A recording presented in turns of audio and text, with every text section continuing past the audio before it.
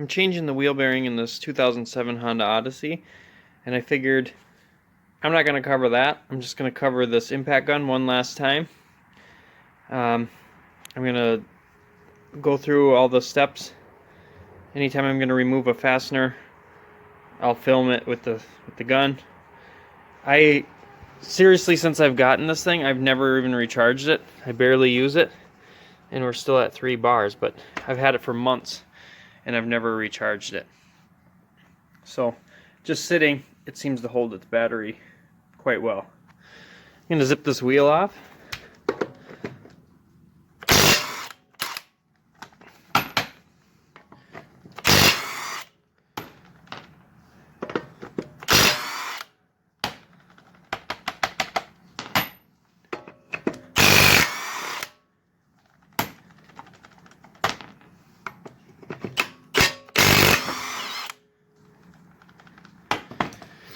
Next, I'll do the axle nut.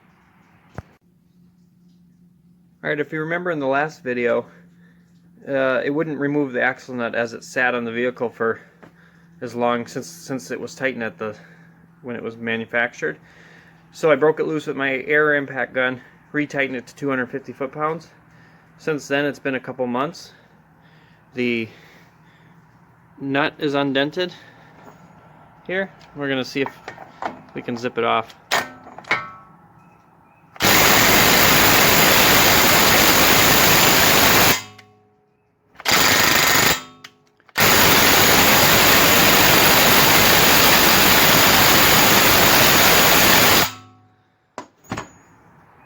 Still not doing it.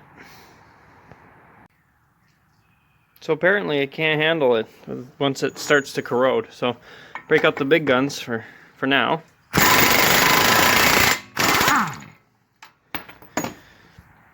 And we'll try other fasteners. Let's try it on the caliper bracket bolts.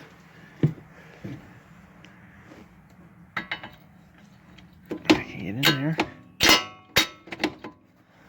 19mm bolts.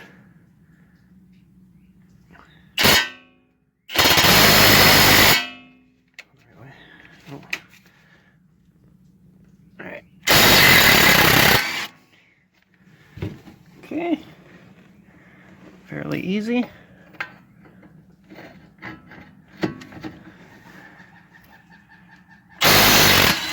Okay.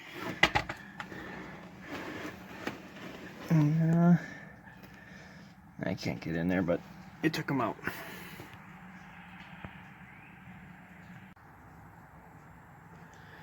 Alright, next is the strut bolts.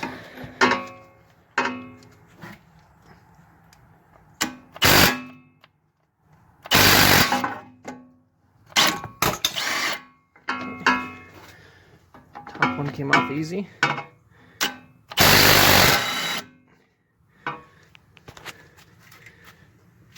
Bottom one as well. Let's just get it all the way off though. Oh yeah. Strut bolts are no problem. I have my little wheel bearing press kit on here, and I'm going to try to drive it in, or drive the bearing out by driving this bolt in, and see if it can do it.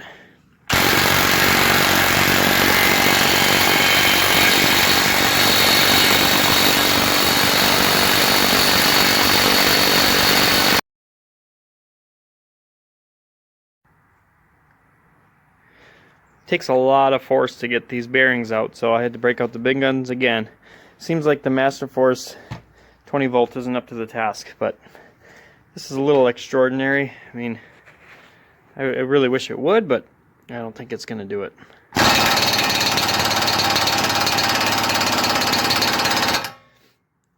Even this one is really struggling. After struggling with this for over an hour with the air impact gun, I think it's just about out. I wouldn't expect an impact gun of this size to be able to take this out. This was the hardest wheel bearing I've ever dealt with, so now it's just about out. Let's see if it'll take it out the rest of the way.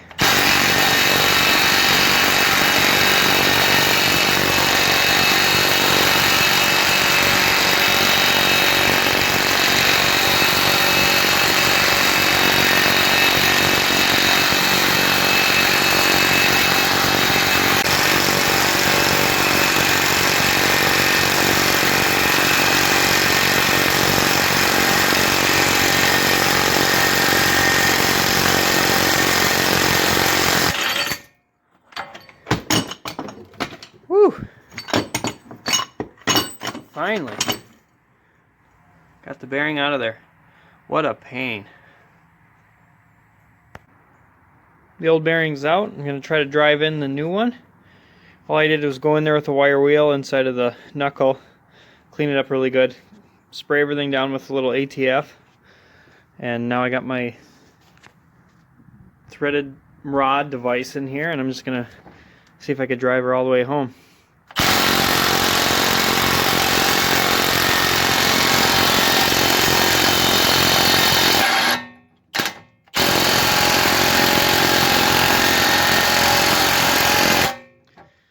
I like to make sure that it's not going in crooked. Looks good. This bolt is just getting murdered here. I'm going to give it a couple taps.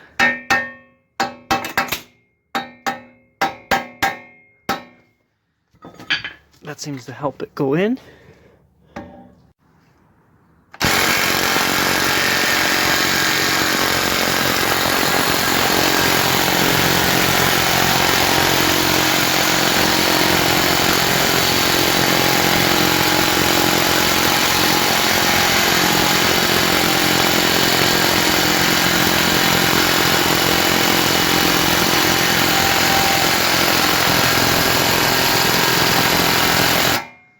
That's as far as I want to go before I reset this fixture.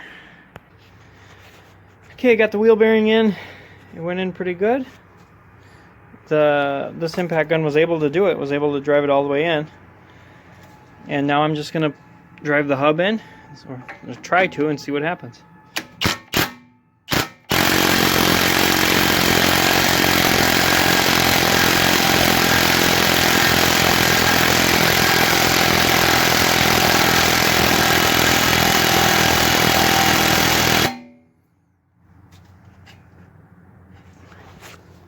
Seems to be doing it pretty easily. I'm just making sure that I'm still square on there. Okay.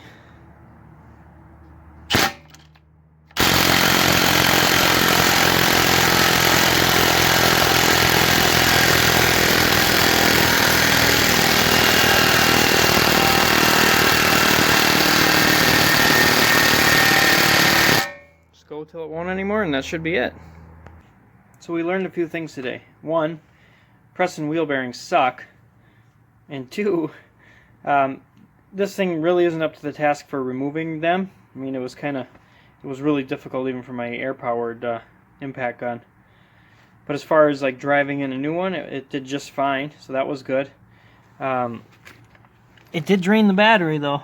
It took a lot of juice doing this, so. But again, this is more of a hobbyist type of impact gun. It's not like the, Milwaukee that's 1,400 foot-pounds or anything like that.